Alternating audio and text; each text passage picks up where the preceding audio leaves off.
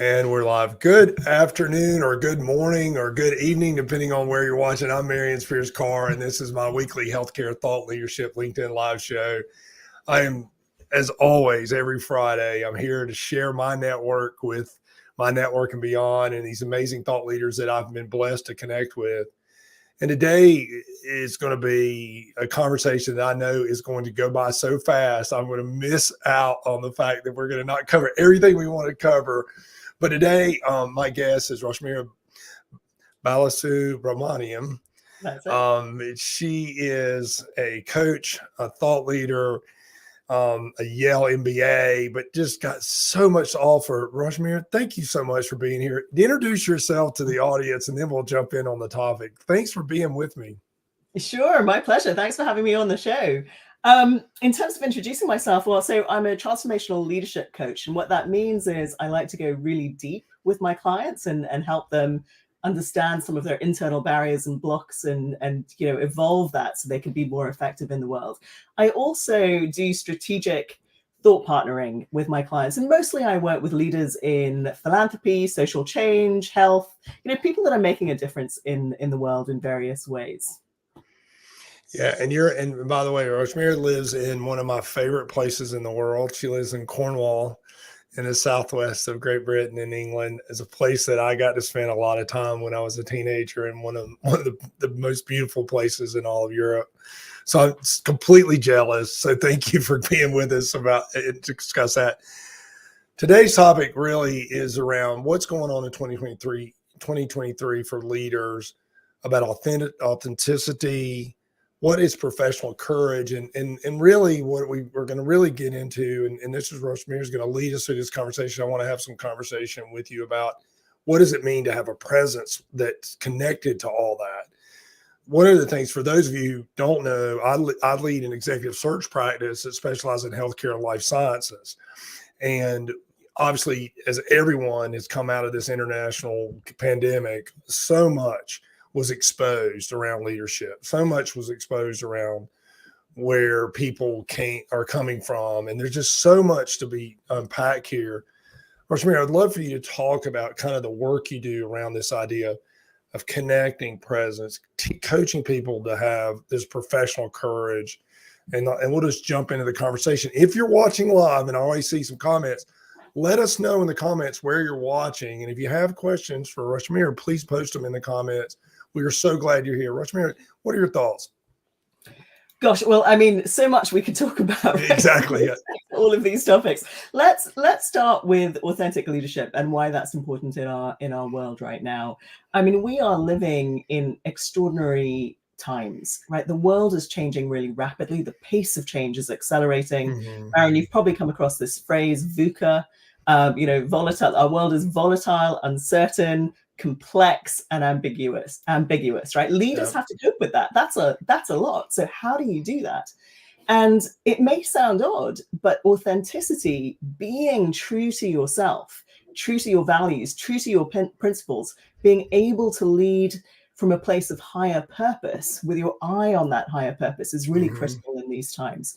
Because when we are centered and grounded in ourselves, we are much more aware of what's going on in the world, much more aware of what is needed in the moment, much more able to tune into what is emerging and what wants to be expressed or created or transformed through us. So authenticity and presence are absolutely critical for us to be able to listen, to pay attention, to let go of the self with a small s, right? Because if you think about, when we're stressed, when we're under pressure, we have a lot of internal stuff going on in our heads. We've got complex emotions, anger, frustration, worry, sadness, guilt, shame, and all the thoughts that go with all of that. All of that noise stops us from being able to not just be still, but to listen, to know, to sense.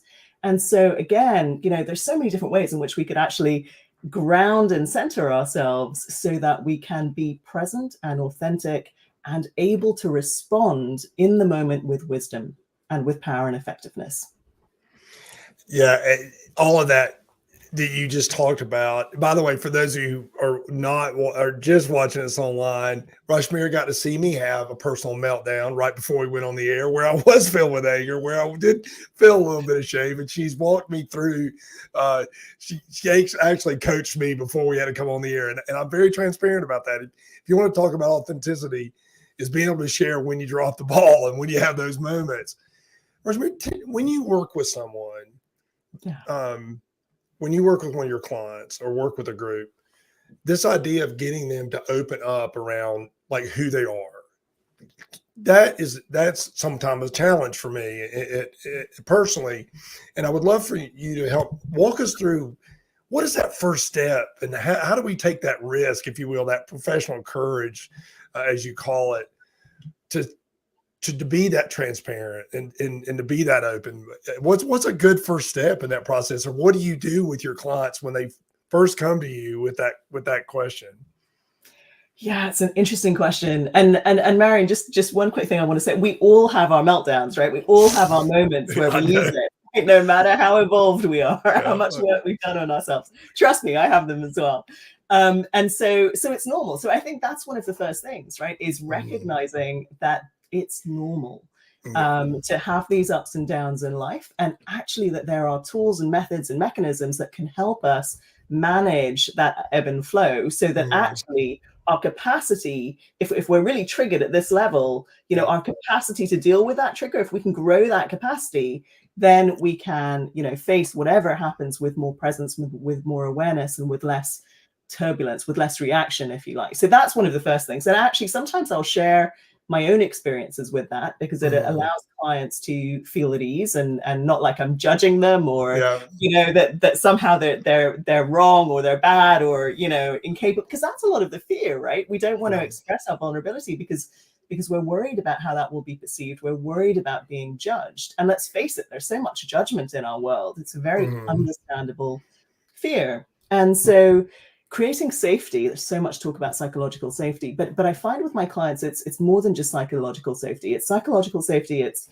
obviously physical safety is less of a question in a coaching relationship on Zoom. Exactly.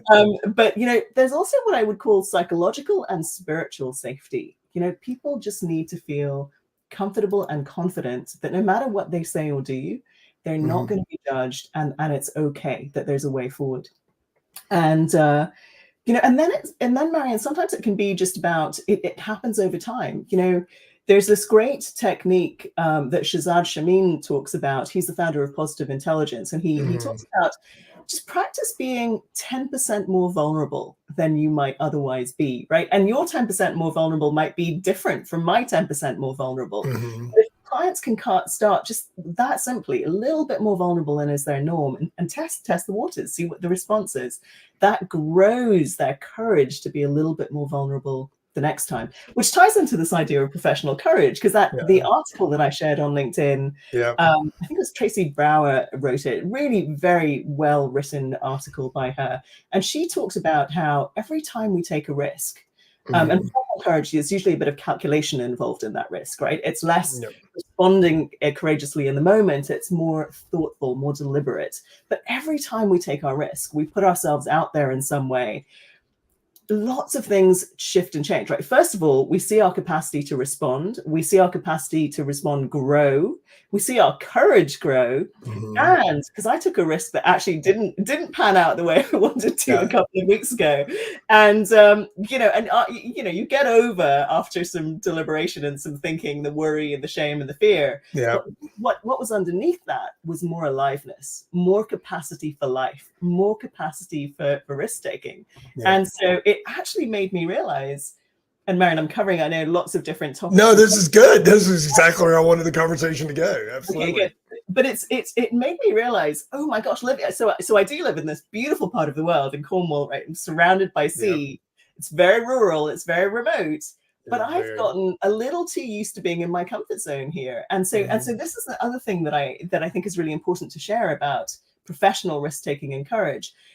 We can be, if we don't take risks, our comfort zone can actually shrink. And to give you a very tangible, I'll give you an example from my own life that's very tangible on this. So when I was in my 20s, I was working in finance and investment banking. I was being put in boardrooms at that point of my career, Very right? young, So yeah, very you young. grow your confidence and your courage to be in those places. Living in rural Cornwall, it's really lovely. People are really nice. There's not a lot of risk taking. I'm not putting myself in the same challenging environments than I did in my 20s. So in some ways, my comfort zone is shrinking, which means my world is shrinking. And that's worrisome. Now, there are other areas where my courage is growing, right? And my comfort zone is expanding, like coaching, because I'm investing so much in developing mastery and working with clients that are challenging me more. But just because my comfort zone is growing in some areas, it doesn't mean that it's growing everywhere. So we have to bring this willingness to take risks, this thoughtfulness around where we want to be pushing our boundaries, given the work that we want to be doing in the world, to ourselves every day, and to each other every day as well. I love what you just talked about, because there's a couple things that I can tie back into in my own world. So I've been in the extreme sports world for a very, very long time. And people ask me, how, even at your age, do you still participate in what looks like very dangerous activities? And it can be. And it all comes to, so my comfort level on a downhill skateboard going 40 miles an hour down a mountain or whatever it is, comes from the fact that I, over time, have given myself ultimate other opportunities to be exposed to that risk, right? And right, and continue, but I have to continue not to push myself to the point where I'm going to be dangerous, but that control comes from having a comfort level from exposure. It's what you're talking about in a sense from a professional courage is we build capacity, or we build tolerance, or we build the ability to deal with those higher risk situations when we've exposed ourselves to those and we've taken those risks. I love that. Now, maybe that's not the exact same thing, but that's how I see it. It's exactly right. But there's another piece in that, because every time you do take a risk, you're building your capacity, you're building your skillfulness, right? So you're growing your confidence and your trust in yourself, your ability to handle increased challenges, as well as your ability to handle it if it goes wrong. Because you've got experience that helps build that confidence, that know-how, that knowledge. I love that. As a matter of fact, that's why I started this show. So for those of you who are watching, and we've got some great comments going on, and we have a question we'll hit here in just a moment. Claire's checking in. Hey, hello, Claire. Glad to see you. Amanda Gibson, hello. Kevin Briscoe's checking in from Jacksonville, Florida. Frank is San Antonio in the house. We're in a world now, because we're in this world now that's much more global. Even I think one of the things that came out of the pandemic for me was really how global our world is now, how we're connected across countries around the world. And not, like you said, you live in Cornwall. I live in the mountains of Georgia. I could be very comfortable here if I never go down the mountain, right? I only see my neighbors. I'm comfortable with my neighbors.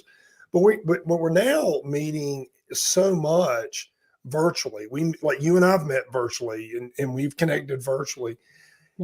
And Kevin asked a question like, what challenges does remote working present to leaders? I would love for you to talk about what challenges, take that question and talk about, as remote workers, as people that are not always connected in front of the people that we're working with in person.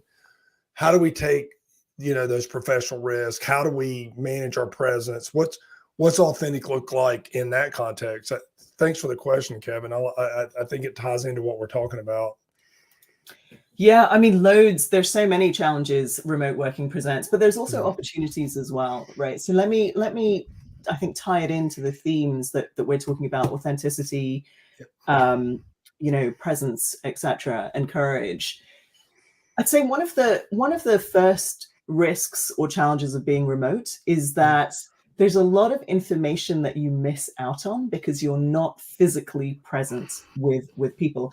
And it's often the subtle things, right? The things that are not being said, the body language. Yes, you get some body language and facial expressions, over Zoom and remote technologies, but there are things that you pick up when you're in person. We all know this, right? You can see it from the desperation to get back to some in-person meetings post-pandemic. Yeah, exactly. But there are ways around that. And again, it comes back to presence. So if we can find quietness and stillness in ourselves, we can become much, much more present, even in a remote call, which means it's like our spidey senses go off, right? And we can start picking things up through the ether. And I don't want to get woo-woo on you, but it's not, actually, Marion, this might be an interesting time to bring in the PQ rep exercise. Absolutely. Absolutely.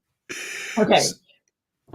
Go ahead. You were going to say something. So by the way, for those of you who are watching, and again, back to my transparency, I had a complete meltdown right before Rashmir got into the studio, and she got to see the aftermath of it. And she walked me through this exercise, and I literally watched my heart rate drop from 110 down to 70 on my watch. So please explain the exercise. If you're watching live or you watch this in the recording, participate, and let's go through it. Yeah, definitely follow along. You don't have to be live to do this, but do follow along. So before I explain the exercise, I'm just going to ask everybody that's listening to basically rate their level of agitation right now on a scale of 0 to 10. So 10 is it's very high. I'm very stressed. I feel very agitated. 0 is I'm super calm, super chilled. So just write a number down wherever you are on that scale, 0 to 10. If you've got a heart rate monitor, you might want to do what Marion did and just note your heart rate right now as well.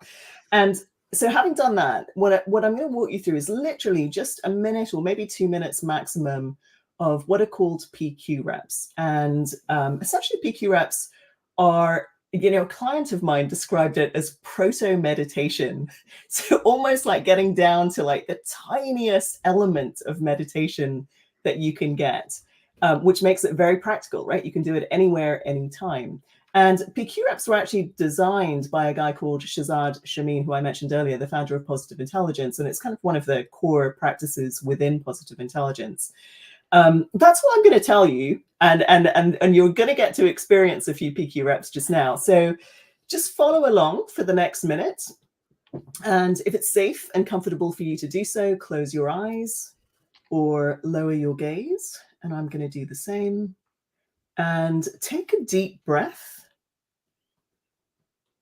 And just let your awareness get centered in your body. Maybe even put a hand on your belly just to help bring your awareness down into the belly. And now we're not going to go down the traditional meditation route. Instead, take 2 fingers and rub your fingertips together very slowly and with such attention that you can feel the fingertip ridges on each finger.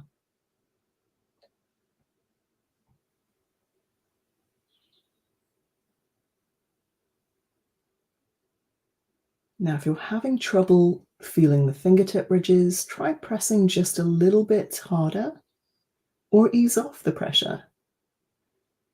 Or try slowing down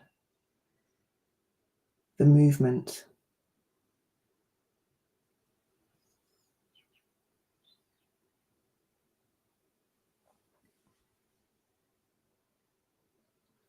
And now you can rest your hands in your lap and bring your awareness to your sense of hearing. And listen for the sound that is furthest away from you right now.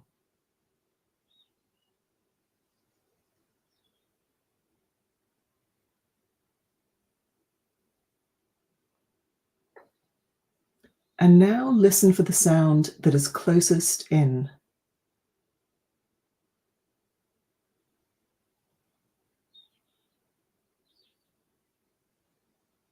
And if you haven't yet heard the sound of your own breathing, do that now.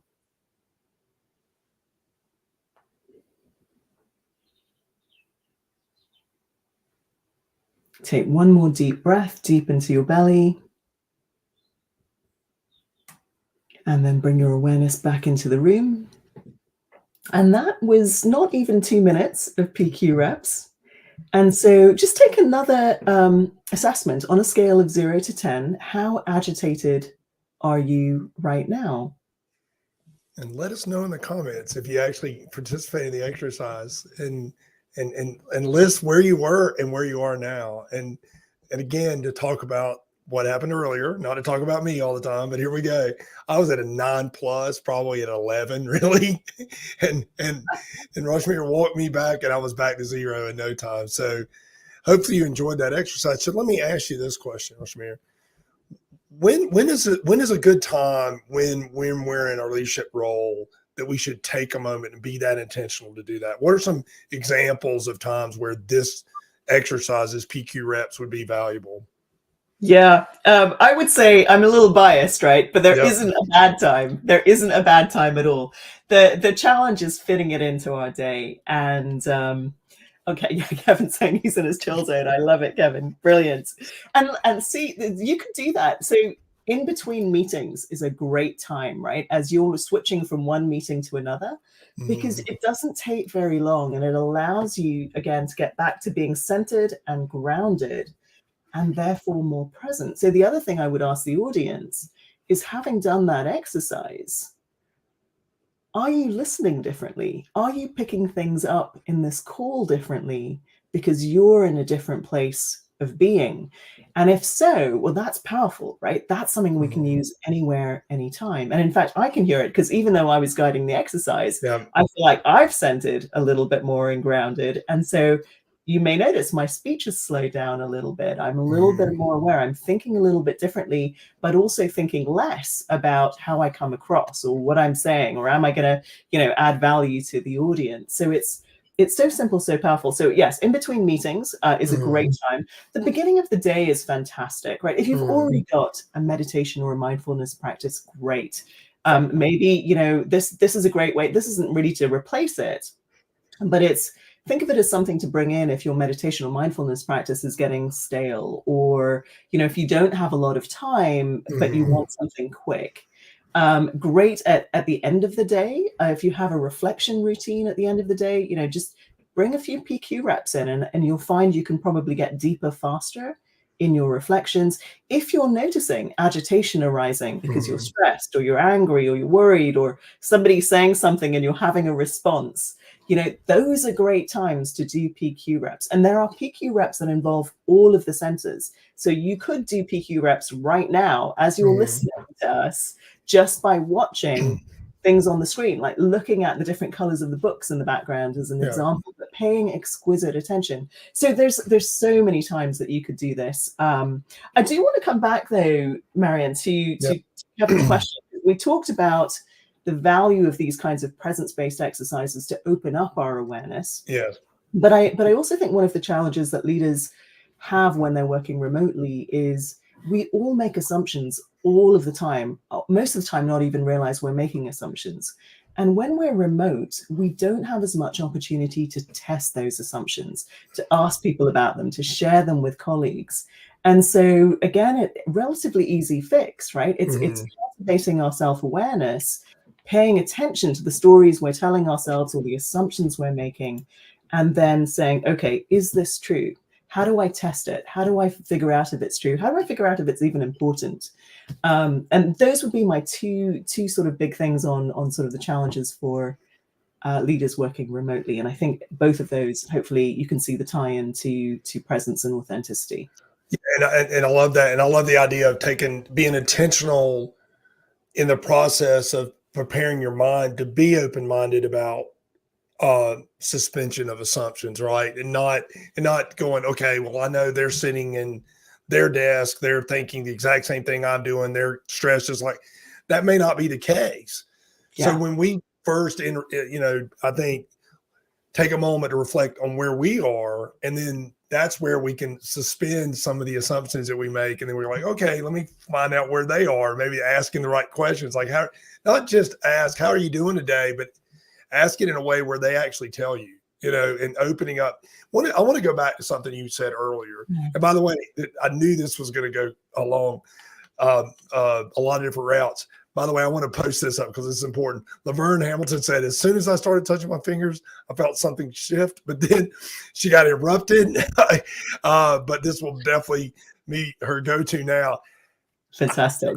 So one of my goals for this year, I'm going to go back to something you said earlier about this idea of how leaders and how we need to be in a situation where we feel comfortable in environments where we feel safe, right? Feeling safe and feel like we can express ourselves and all those different things. Yeah. To me, some of that comes from with leaders I work with. I work with leaders a lot of times that are in real high risk environments. They're dealing with patients. They're making really tough decisions. And sometimes that the risk piece becomes like the if you will, like the limiting factor sometimes in terms of just being open and that type of thing. Here's my question. Yeah. How as leaders can we begin letting the people we intend to lead, how can we demonstrate to them that it's safe to be vulnerable? It's safe to share these things, because a lot of times people don't want to do it because of what you were saying. It's judgments all over the place. You know, we've gone through this last few years of that. But how, as leaders, what's one thing we can do to first start creating this place where people can be authentic, can take risk? That's a long question, long answer, long question to a short question, I guess. Long description to a short question. It's a good question, and there isn't a quick and simple answer, but if I were to try and give one, I mean, I would say it's twofold, right? The first thing is we've got to do our own work, because we as leaders are probably, whether we're conscious of it or not, creating the culture and the environment in which our people, our teams are operating.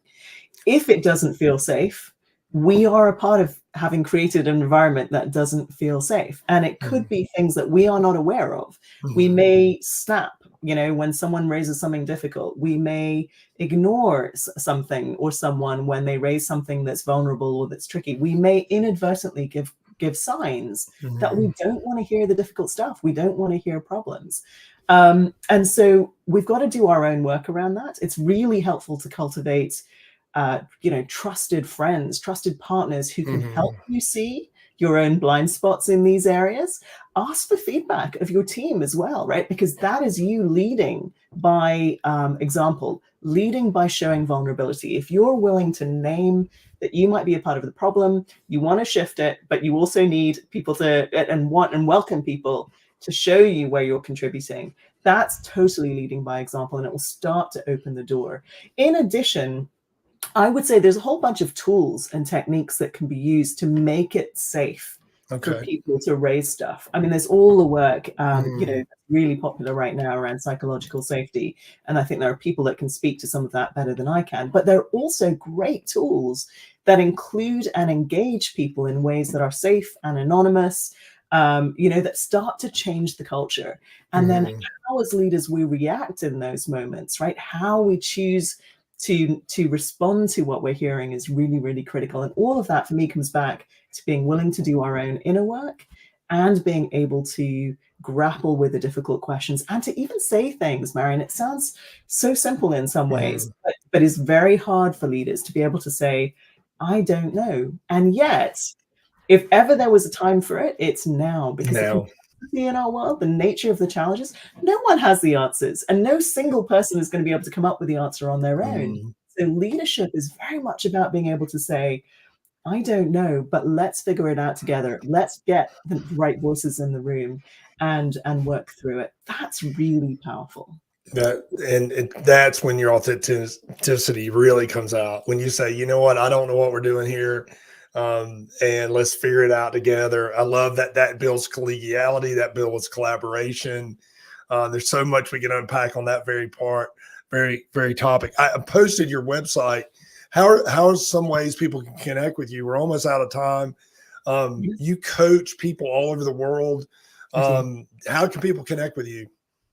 I mean, LinkedIn is great. Feel free to connect with me on LinkedIn. I'm always happy to get to know new people. You're welcome to reach out. On my website, there's a couple of links. You can actually book in for a call if you want to have a chat.